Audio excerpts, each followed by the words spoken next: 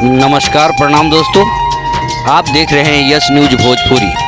भोजपुरी के सुपरस्टार प्रमोद प्रेमी यादव जी का आ रहा है एक और वायरल सॉन्ग। जो लोग भी नए हैं हमारे चैनल पर, इस चैनल को सब्सक्राइब कीजिए ताकि नए भोजपुरी के अपडेट सबसे पहले आप तक पहुंच सके। प्रमोद प्रेमी यादव जी का एक नया वायरल सॉन्ग आ रहा है। सॉन्ग का बोल है लाग गई एसी। बहुत ही सुपर और बवाल होने वाला है। इस सॉन्ग में प्रमोद प्रेमी यादव जी, उनके साथ कविता यादव जी का मधुर आवाज़ है। गाने के राइटर राहुल यादव जी और म्यूजिक से सजाया है पवन यादव जी। इस सॉन्ग में भोजपुरी की एक्ट्रेस चांदनी मेहता नजर आएंगी। बहुत ही प्यारा और बवाल होने वाला है। यह सॉन्ग सृष्टि म्यूजिक से रिलीज किया जाएगा।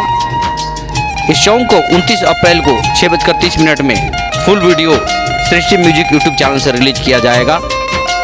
प्रमोद प्रेमी यादव जी के जितने भी फैंस हैं रहें तैयार। इस गाने को ढेर सारा दुलार प्यार देना है। साथ ही अगर आप हमारे चैनल पर नए हैं, चैनल को सब्सक्राइब कीजिए, शेयर कीजिए, ढेर सारा दुलार प्यार हमें भी दीजिए। मिलते हैं अगले वीडियो में, तब तक के लिए बाय, लव यू।